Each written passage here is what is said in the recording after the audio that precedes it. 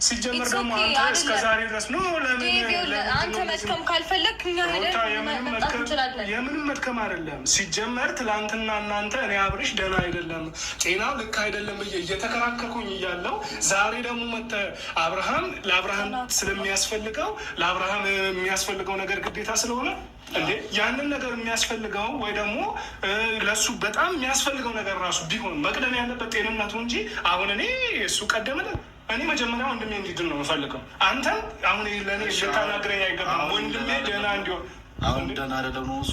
አሁንም በክዳው ከእናንተ ሲርቅ አሁን ደህና እየሆነ ነው። ገባህ አይደለ?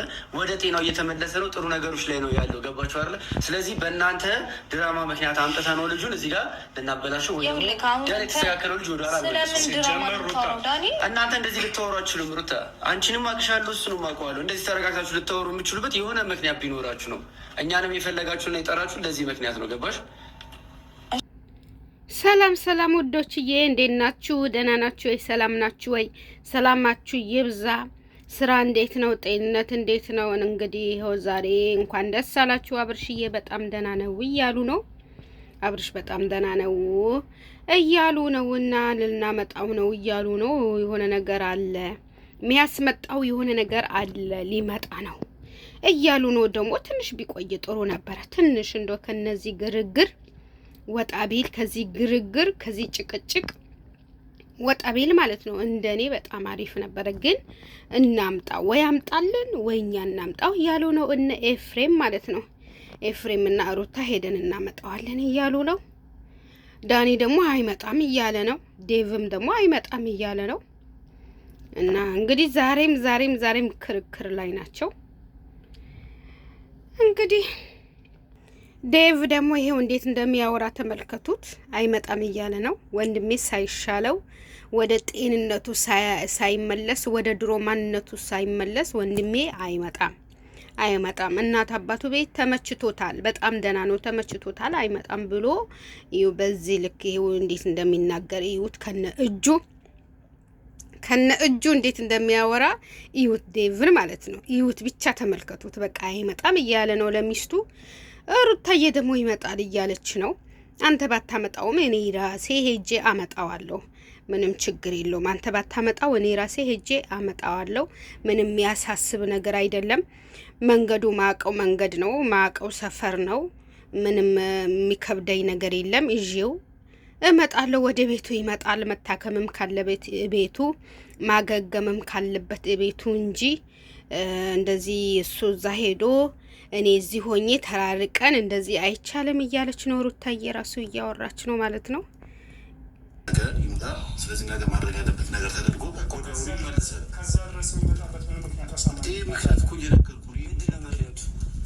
ምክንያቱ ትላልቅ ሰዎች ሩታ ጋር ደወሉላት። ከዛ በኋላ እንዲመጡ እያሉ ነው የሚሉ ሰርፕሬዝ ደግሞ ነገር ካልሆነ ያመልጧሉ።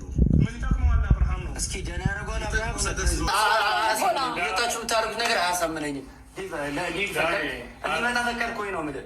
ምን እናደርግ? እንዲመጣ ፈቅደሃል ወይ አንተ? የፈቀድኩበት ምክንያት ዋነኛው ምክንያት ምናምን ልክ ነህ እኮ እያልኩ ነው። ልክ ነህ ሳልረዳ ቀርቼ አይደለም። ግን በቃ አብርሽን ይጠቅመዋል፣ አብርሽን ለእሱ ጥቅም አለው እያለኝ ስለሆነ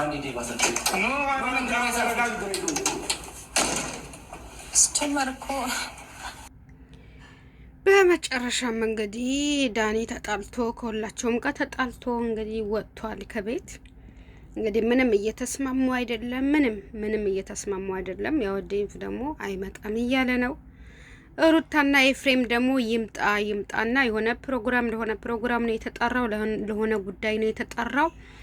ከዛ ያ ጉዳዩ ጋር ተገኝቶ ራስህ ይዛው ትሄዳለህ ብለው እየለመኑት ነው። ዴቭ ደግሞ እምቢ ብለዋል ማለት ነው። በቃ አይሆንም እምቢ ብለዋል። በመጨረሻም እንግዲህ በቃ እንግዲህ ምንም ፕሮግራም ይኑር ምንም እንደኔ ይደርሳል። ዋና አብርሽ ጤናው ነው። እናት አባቱ ቤት ሄደዋል። በቃ ከሄደ ገና ስንት ቀኑ? 3 ቀኑ ነው አይደለ? ሳምንት እንኳን ሳይቀመጥ የሚያስመጣው ነገር ምን አለ? ምን በዚህ ልክ እንደዚህ መቸኮል ምንድነው የሚያጣድፋቸው? ይቀመጥ፣ እናት አባቱ ቤት ነው ይቀመጥ። እንዴ ይቀመጥ፣ ረጋ ይበል። በቃ ረጋ ብሎ አይምሮውን ያሳደስ። በቃ እዛ ይሻላል ተብሎ አይደል እንዴ ይሄዳው? አሁን ደግሞ ይምጣ የሚባለው ነገር ምንድን ነው? በቃ ሂጂ ሩታዬ ሂጂ፣ አንቺም ሂጂ። ጋሽዬ ቤት እኮ ላንቺ ክፍት እኮ ነው እማዬ። ጋሽዬ ቤት የአብርሽ እናት አባት ቤት እኮ ላንቺ ክፍት ነው ውዴ፣ ላንቺ ክፍት ነው። እሺ በስንት መከራ እናት አባቶችሽ ቤት ሄደው ጉልበት ስመው የተቀበሉሽ እኮ ነሽ ውዴ። የእነሱ ቤት እኮ ላንቺ ክፍት ነው። ሂጂ፣ ከጎን ሁኚ፣ ሂጂ። ማንንም መጠየቅ አያስፈልግም፣ ማንንም መለመን አያስፈልግም። አንቺ እኮ ፍቃድ አለሽ ሩታዬ፣ አንቺ ፍቃድ አለሽ። ስለዚህ አንቺ ህጋዊ ነሽ ሀቢብቲ፣ አንቺ ህጋዊ ነሽ። አንቺ እኮ ህገ ወጥ አይደለሽም ሩታዬ፣ አንቺ እኮ ህገ ወጥ አይደለሽም። ራስሽን አስከብሪ እንጂ። ስለዚህ ህጋዊ ስለሆንሽ ሂጂ።